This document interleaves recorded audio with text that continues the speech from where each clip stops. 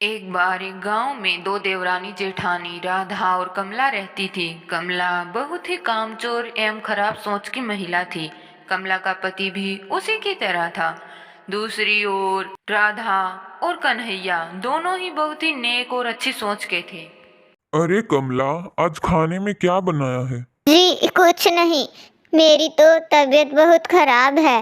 मुझसे खाना नहीं बनेगा। कोई बात नहीं, मैं बासी खाना ही खा लूंगा। तुम आराम करो। कमल बासी खाना खाकर घर से बाहर चला जाता है। कितने अच्छे से नाटक करती हूँ ना मैं। उस बेवकूफ को तो पता भी नहीं कि मैं नाटक कर रही हूँ।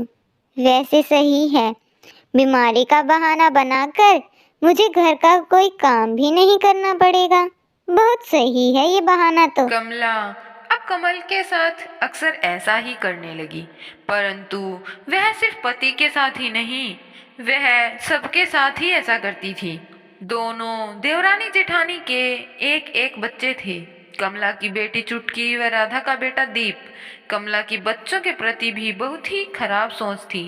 वह देवरानी के बेटे दीप के प्रति बहुत ही गंदी सोच रखती थी। ये दीप, कितना मजा आ रहा है ना खेलने में। हाँ दीदी।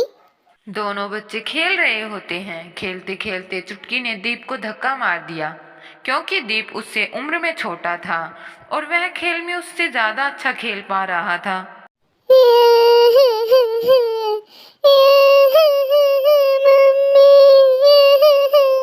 दीप को रोता सुन राधा वहां दौड़ी चली आई। क्या हुआ बेटे? क्या हुआ मेरे बेटे को? तुम रो क्यों रहे हो बेटा? मम्मी, चुटकी ने मुझे धक्का मारा और मैं गिर गया। चुटकी बेटा, तुमने दीप को धक्का क्यों मारा? वो दीप ना बार बार मुझसे खेल में जीत रहा था, तो मुझे बहुत गुस्सा आया और मैंने उसे धक्का मार दिया। कि बेटा, अगर दीप खेल में जीत गया तो उसे धक्का थोड़ी मारना था। बेटा, खेल में तो हार जीत चलती ही रहती है। तुम दोनों भाई बहन हो, प्यार से खेला करो। अगर तुमने अगली बार उसे धक्का मारा तो मैं तुम्हारी पिटाई कर दूंगी।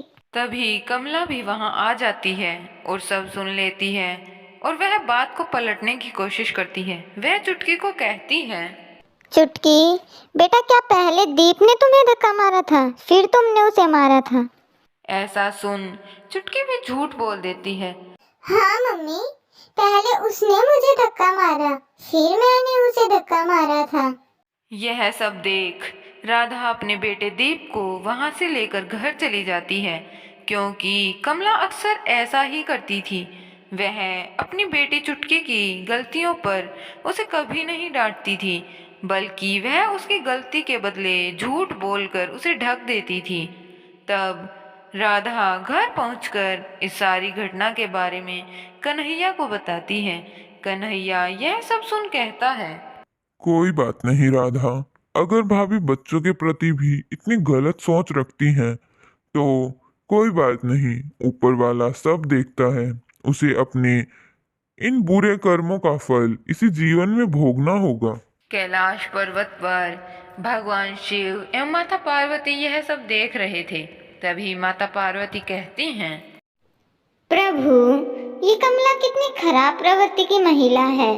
यह देवरानी के बच्चे दीप के प्रति कितनी गंदी सोच रखती है। देवी पार्वती, कमला बुरे कर्म करती है तो उसके बुरे कर्मों का फल उसे ही भोगना होगा और इसी जीवन में भोगना होगा।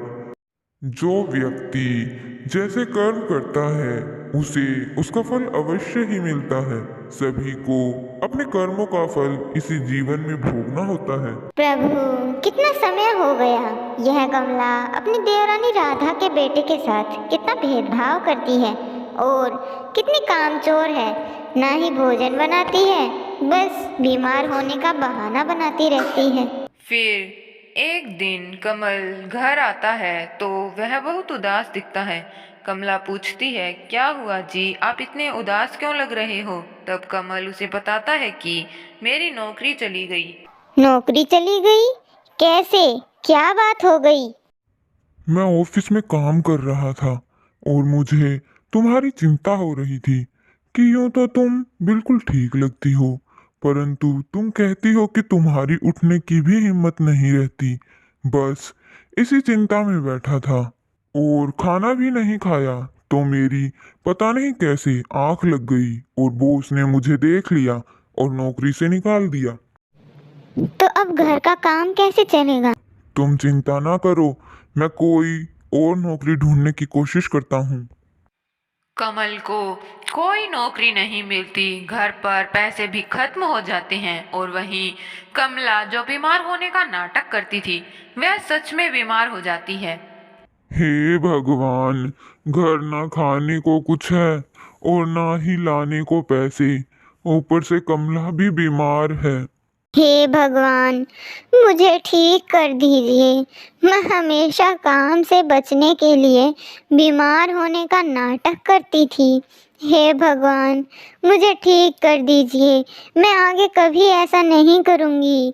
मुझे माफ़ कर दीजिए भगवान, मुझे माफ़ कर दीजिए।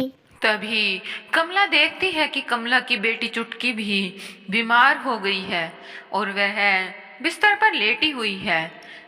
तब कमला कहती है, हे भगवान, मेरे घर को किसकी नज़र लग गई है?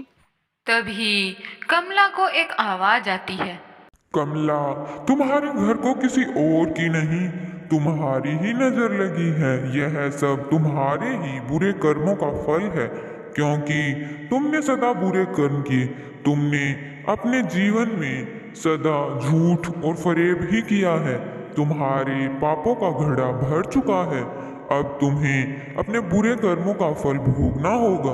हे भगवान, मैं मानती हूँ कि मैंने सदा बुरे कर्म किए, पर मेरी बेटी का इसमें क्या कसूर? उसकी क्या गलती है भगवान?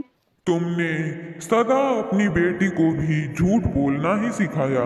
चुटकी ने दीप के साथ जो भी किया, तुमने उसे समझाने की बजाय उसकी गलतियों पर झूठ बोलना और उन बातों पर पर्दा डालना ही सिखाया है। तुमने देवरानी के इतने छोटे से बेटे दीप के साथ बहुत गलत किया। यह इन सब बुरे कर्मों का ही फल है। तुमने अपनी बेटी को कुछ अच्छा सिखाया होता तो आज इसके साथ ऐसा नहीं होता। यह भी तुम्हारे ही बुरे कर्मों का फल है। हे भगवान, मुझे माफ़ कर दीजिए। मैं आगे से कभी ऐसे बुरे कर्म नहीं करूँगी। हमेशा नेकी के रास्ते पर चलूँगी। हमेशा जो बन पड़ेगा अच्छा ही करूँगी। हे भगवान, मुझे माफ़ कर दीजिए। शिक्षा, हमें कभी भी बुरे कर्म नहीं करने चाहिए, क्योंकि हमें अपने अच्छे या बुरे सभी कर्मों का फल इसी जीवन में भोगना होता है।